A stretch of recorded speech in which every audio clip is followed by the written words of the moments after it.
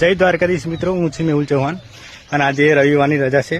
તો આજે અમે પ્લાનિંગ કર્યું છે કે રવિવારના દિવસે મગફળીમાં છેલ્લી વારનું ખાતર નાખવાનું છે. તો આજે ખાતર નાખવાનું પ્લાનિંગ કરે છે.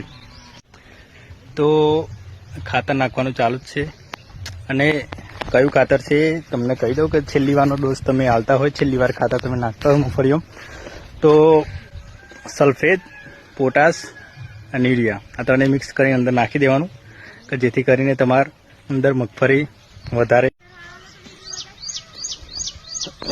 જો તમે જોઈ શકો છો મિત્રો કે આ કેવી મગફળીઓ છે, જોઈ લો.